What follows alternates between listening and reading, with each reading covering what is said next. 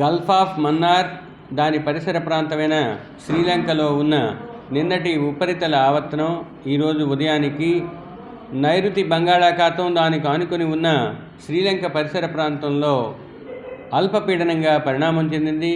ఈ వ్యవస్థ ప్రస్తుతానికి శ్రీలంక తీరానికి కొంచెం ఆవల, ఉత్తర శ్రీలంక తీరానికి కొంచెం ఆవల నైరుతి బంగాళాఖాతంలో అల్పపీడనంగానే కొనసాగుతుంది.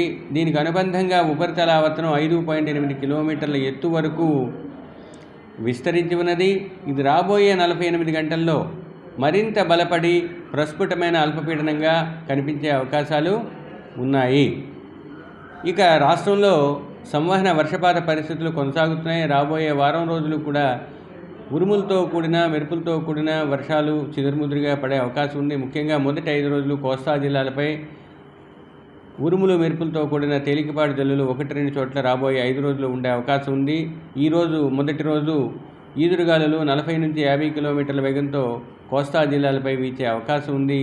ఇక రెండవ రోజు మూడవ రోజు 30 నుంచి 40 కిలోమీటర్ల వేగంతోనూ, నాలుగవ రోజు ఐదవ రోజు 40 నుంచి 50 కిలోమీటర్ల వేగంతోనూ ఈదురుగాలులు 1-2 చోట్ల వీచే అవకాశం ఉంది. గరిష్ట ఉష్ణోగ్రతల్లో చెప్పుకోదగ్గ మార్పులేమీ రాబోయే 5 రోజులు ఉండే అవకాశం కనిపించట్లేదు. గడిచిన 24 గంటల్లో రాష్ట్రంలో గరిష్టంగా కర్నూలులో 40.5 డిగ్రీల గరిష్ట ఉష్ణోగ్రత నమోదైంది. దక్షిణ కోస్తా జిల్లాల్లోని కొన్ని చోట్ల 39 డిగ్రీల ఉష్ణోగ్రత గరిష్టంగా నమోదైంది.